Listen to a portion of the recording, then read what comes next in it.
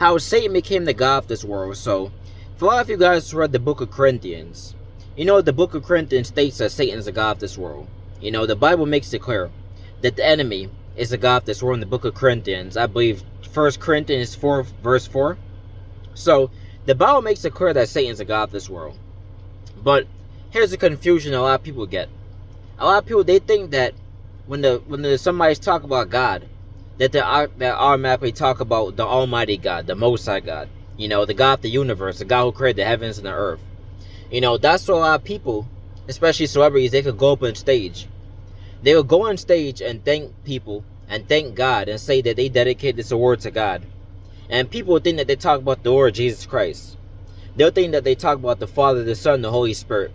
Not knowing that when they're saying God, they don't know, you really don't know who they're mentioning. Because they could be mentioning the enemy. So, this scripture can confuse a lot of people. Because people think that there's only one God, which is the God of the Bible. But you gotta understand that when the Bible says that Satan's the God of this world, you gotta look at what this world celebrates. This world don't celebrate God. This world don't look up to the Almighty. This world don't celebrate what God is into. This world promotes a lot of stuff that God's against. You know, we live in a generation to a lot of people don't like to hear the truth. A lot of people don't like to hear the truth. They don't like when you tell them that they're wrong. They don't like when you tell them about their sin, about their abomination. They don't like it. They don't like being corrected. So since many people in this generation don't like being corrected, who are they serving? Because they're not serving God. They're not serving Jesus. They're not serving the Holy Spirit. So who are they serving? They're serving the enemy. Anytime you want to rebel against God and not take his word serious, anytime you think that God's a joke, that his word's a joke, you are rebelling against him. And you are basically making the enemy your God. You know why? Because a true follower of Christ is going to stand with God. A true follower of Christ is going to stand with God even when it's difficult. You know, when you're with God, when you truly love God, sin is not going to feel good to you no more. You know, when God really comes into your life and you have a real life-changing experience with God and you really dedicate to God, sin is not going to feel good no more. It's not going to feel good no more to smoke the weed. It's not going to feel good no more to drink the alcohol. It's not going to feel good no more to go to a club and gamble all your money on sports bets. It's not going to feel good no more. It's not going to feel good no more to sin, to fornicate, to commit adultery. That stuff not going to feel hot no more. You know, you're going to start to feel guilty. God's going to impress it in your conscience that you got to stop. Because destroying you is going to destroy your walk with God. And it's going to lead to eternal consequences. This is why Satan, he does not like God. This is why he don't like real followers of Christ. Especially, you know, real followers who are putting the real truth out. You know, he don't like videos like this because it exposes his agenda. It exposes who he is. You know, that's how Satan became the god of this planet, because we're all born into sin, right? It don't matter who you are. Everybody saw Jesus Christ is born into sin. You know, Adam and Eve, they came in, they sinned against God, and that's how sin came into earth. So ever since then, everybody's been born into sin. So naturally, your flesh, your heart wants to rebel against God. Naturally, you want to rebel against God and not listen to anything that he got to say. That's what the Bible says, you got to be born again. Because when you come into this world, you're born into this world naturally rebelling against God. That's a lot of times you parents have to teach your kids manners. You got to teach them manners. You got to teach them how to conduct themselves. You got to teach them what's right, what's wrong. Because if you don't teach them, their flesh will naturally, you know, they will be naturally influenced by their flesh to go out and do evil. Go out and do sin. That's what the Bible says, you got to be born again. Because when you're born again, you're a new transformation. You're a new creature in Christ. You're a new person. You're not the same old person no more. You can't wear the same old clothes. You got to put on new clothes. New garments. So that's what the Bible says when it says be born again. And that's why Satan's the god of this world. Because Satan, you know, Satan, he loves this world. You know, that's what the Bible says, that God's going to destroy this earth. He's going to create a new heaven and a new earth. Because this world is naturally wicked.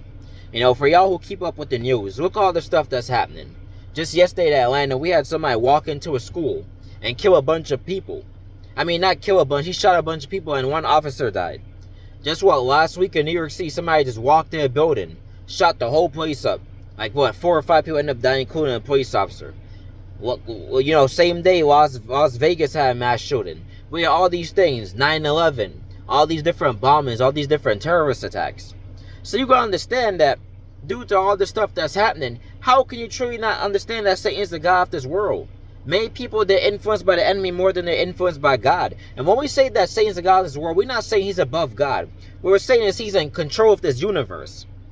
Because the Bible makes it clear that there can be different gods, and it depends who you subject yourself to. You know, we have the Almighty God. He's the Most High God. No one is before him. But then the Bible says, do not have any idol gods. So you can have an idol god and not even know it. That's why you have to be careful the type of lifestyle you're living, because your actions are going to show where your heart is at. You know, your words you could say you love God with your mouth, but your actions are going to show where your heart is truly at. And many people, their heart is true for the enemy. Many people, their heart is truly sold out for Satan and his wickedness. That's a lot of people, they have reprobate minds. They could go out and sin and still think they're in good terms with God. They could go out and live a lifestyle of sin. They could rob people, kill people, get over on people, and yet they still think in their mind that they're going to heaven. You know why? Because the enemy has deceived you. Because you made Satan your master. That's why a lot of times you got people who have killed people before, and they have no remorse about it.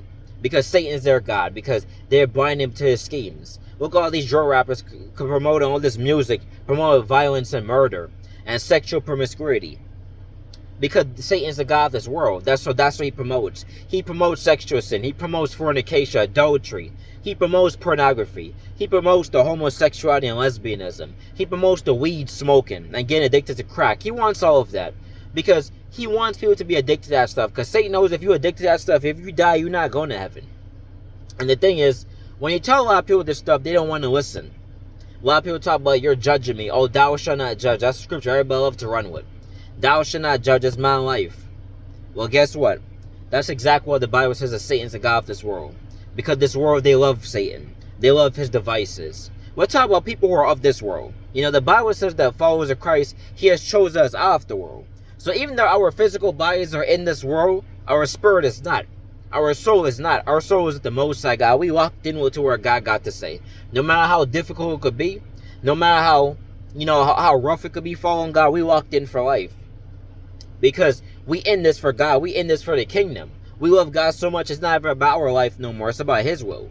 It's not about my will. It's about the Most High God's will. It's not about what I want. It's about what he wants. So that's the difference between a follower of Christ versus the world. And that's what the Bible says Satan is a god of this world. You know, the Bible even says, I believe the scripture in the Bible says that if you love the world, the love of the Father is not in you. Because look at this world. Look what this world is promoting. You got people who go crazy over the celebrities. They'd rather run to a celebrity than they run to Jesus. They're running to go charge their iPhone or their Android that they spent all this money on before they run to Jesus. They'd rather take relationship advice from all these different dating coaches and all these celebrities who can't even keep a stable relationship, rather than them take relationship advice from God, rather than wait on their God-ordained spouse. So it's very easy to see what the Bible is talking about when it says that Satan's a god of this world. Because this world, they just love their sin. Many people, they're comfortable in their sin. You got people nowadays talk about all this gay pride and all this stuff. How you proud for abomination? Like, I don't understand that. You proud of something that God's against, and yet you take pride in that? That's not something to be proud of. That's an abomination. And guess what? You're going to see more people taking pride in their sin. We got other stuff that people take pride in. Look, when 420 comes, April 20, people be talking about it's 420. They smoke their weed and they get high all day. People taking pride in weed, taking pride in sin, taking pride in destroying their own body. Now you got people who take pride in cigarettes, getting drunk. You take pride in something that's destroying your body. And yet you still have to understand, you still don't understand that you're destroying your relationship with God. That you're hindering your walk with God. That you're on your way to eternal fire. And yet many people don't care. They take hell for a joke. They take the spiritual walk with God for a joke. You see, they take it for a joke until it's not a joke no more. It's not a joke when you take your last breath and you in flames. It's not a joke no more until you in hell suffering for eternity. Until you're in the lake of fire burning forever. Then it's not a joke no more. Out of everybody in this world who's following God, if you compare the whole universe, you could put 10,000 people in a room, right? Out of those 10,000 people, you'll be blessed if you even get 100 people who's truly following God, who's truly obedient to him and following his word. Because that's how low the ratio is. Because that's how many people do not want to listen to God and they want to live life their way. And that's exactly why the Bible calls Satan the god of this world. Because majority of people, they made Satan their idol god and they don't even know it. They worship the enemy, don't even know it. They understand when they rebel against God that they're a witch in God's eyes. They understand when they rebel against God, they making Satan their master and their lord of their life. Because Satan loves when you rebel against God, because he knows that he got your soul. And of course, you're going to pick two sides, like Jesus said. You know, you either in or you out. No one can serve two masters. You can't serve God one minute and serve the enemy. You got to pick a side. And many people, they've chosen their side as the enemy. That's why the Bible says, take the narrow path that few will find. Avoid the broad path that leads to destruction. Because many people, they're on the broad path that leads to destruction. And many people, they're not going to see it until it's too late. So nevertheless, guys, please make smart choices. Don't rebel against God. You know, no matter how hard it is following God's will, because, you know, sometimes God, you know, he might ask us to do something that we might want to do. You know, he might ask us to cut certain stuff off that our flesh naturally wants to keep. But guess what? God's just looking out for your greater good. And God knows what's best for you. So don't let nobody try to warp your mind into a wrong mindset. Stay following God. Stay blessed. Because guess what? People who follow God will always win in the end. Have a great day, guys.